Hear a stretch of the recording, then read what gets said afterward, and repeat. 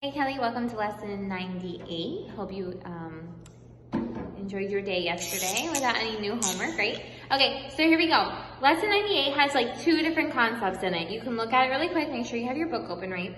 So you have example 1 and example 2 are going to be the concept that I'm going to teach right here, which is all about canceling things. So using your skills that you've now learned for factoring and then canceling things to make multiplication and division and stuff like that of huge fractions like this easier, okay? And then we're going to go into example 3 and example 4, which is going to be the exact same thing, except that you're now going to be applying it to division, okay? So multiplying and division of these huge things. And remember, the only difference between division of fractions and multiplication of fractions is with division, you flip-flop and multiply. So really, it's all one big concept in one. And then just a few practice to get you started into the day. Okay, so here we go. The biggest thing that you need to be able to do here is factor things, Kelly. Remember what factoring things is? It's like, let's look at this one.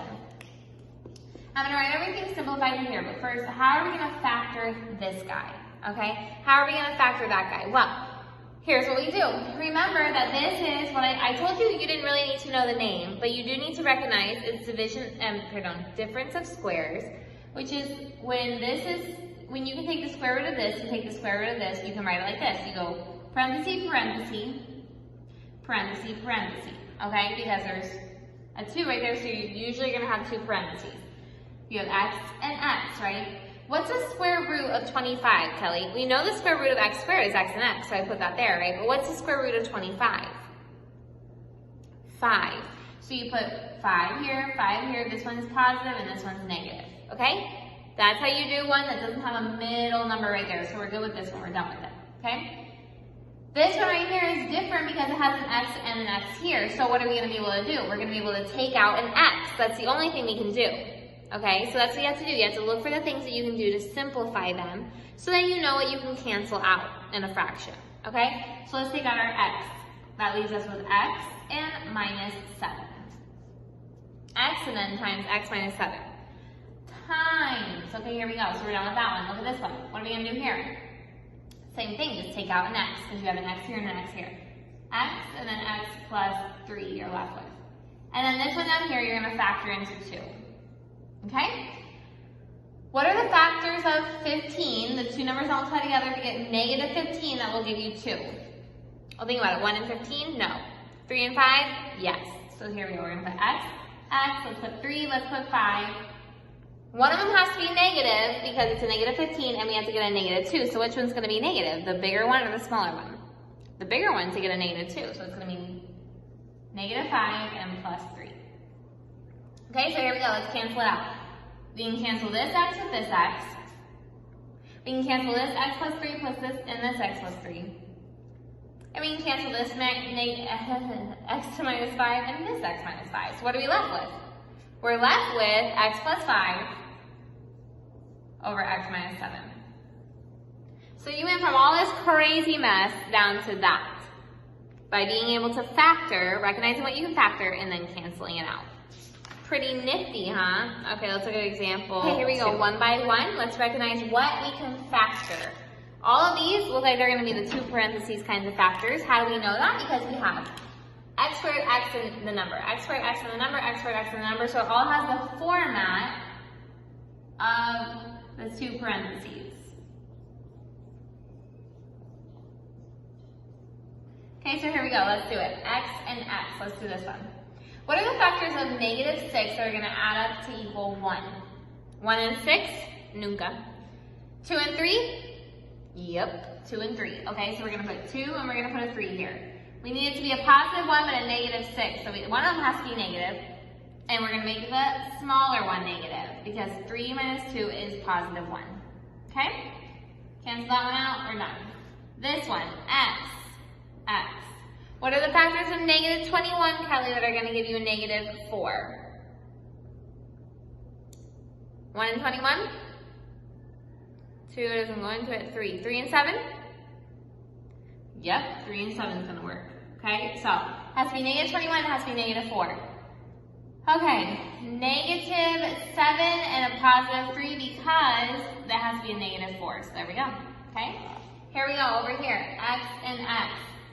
factors of 7 to equal a negative 8. Woohoo! 1 and 7? Yep. Positive or negative, Kelly? Both negative because it has to be a positive 7. So negative 1 times negative 7 is positive 7. And then negative 8. Negative 1 plus negative 7 is 8. Negative 8. Okay? And then this one down here, x and x. What are the factors of negative 2 to equal negative 1? 2 and 1, obviously, right? And then it has to be a negative 2. Negative 2 plus 1 is negative 1.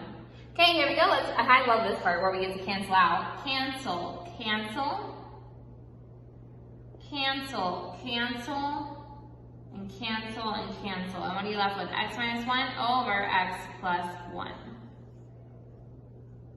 Okay?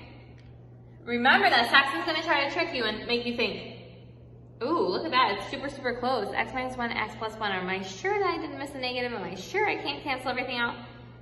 But a lot of times, just be confident. Okay, here we go. Example 3. Okay, look, I haven't written the whole thing up on the board yet because I want you to see this part. I write this normally. Look at the example in the book, Kelly. I write this normally, but then on the second part, I'm going to flip-flop and multiply automatically. I'm not going to write it down like a division problem and have to write it all again to flip-flop and multiply. So here you go. I'm going to take the denominator, put it in the numerator put it in the denominator for this one over here.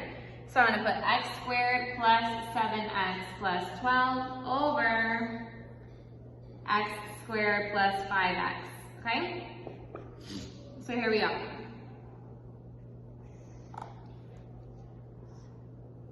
Okay, this one looks like we have to do what with it? It doesn't have all 3 terms, right? Here it is. I know it's stuffy. Okay, so we're going to take an x out of it. And we're left with x minus 2. Cancel it out. Okay, here we go. This one, x. Because it has 3 terms, 1, 2, 3, with the x squared, x and a number. What are the factors of negative 8 to give you 2? 1 and 8? No. 2 and 4? Yes. Which one's going to be positive? The 4 and the negative 2 because you want a positive 2 right there. Okay, this one over here, x, parentheses, parentheses, so it's going to be x and x. What are your factors of 12 to add up to equal 7? 1 and 12? No. 2 and 6? No. 3 and 4? Yes. Makes it easy because it's all positive. And then this one down here, what are we going to do? Take out our x. Ooh. Okay, so let's have fun with the simplifying and the canceling. What are we going to cancel out? We can cancel out this x and x. You can cancel out x minus 2 and x minus 2. Because remember, you can cancel up and down, you can cancel across. Cancel out the x plus 4, and you're left with x plus 3 over x plus 5. Bada bing, bada boom. Okay?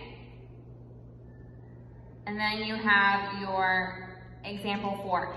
I'm not going to do example 4 because I feel like really it's all the same thing. So I'm just going to go right into the practice for you. One of them is division, one of them is multiplication. The biggest thing is to make sure you don't forget to flip-flop and multiply when you divide, Kelly, okay? If you need example 4, it's right there for you. I'm telling you the exact same thing I did up here because it's very direct, okay? There's not any hidden stuff on this one. So go ahead and stop your video. Do the examples, and I'll come back and give you this. Okay, Kelly, the answer to A is x plus 5 over x, and the answer to B is x minus 3 over x minus 4, okay? So to show you on this one how I factored it out, remember you flip-flopped and multiplied, so I wrote it like that, flip-flopped and multiplied. Oh, up here I had x minus 3 times x plus 2, and down here I have x plus 2 and x minus 8. You can always, flip those around, but not the negatives and the positive signs, you can't do that.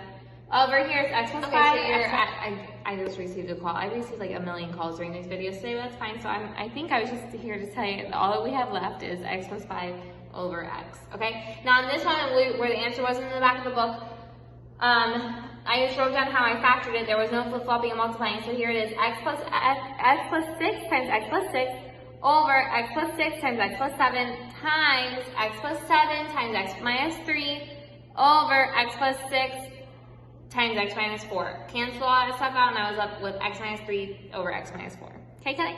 That's it. Let me know if you need any help, please, okay? Because I know the concepts are getting a little bit longer, but you're using the same rules that you've been learning, okay? Bye, have a great day.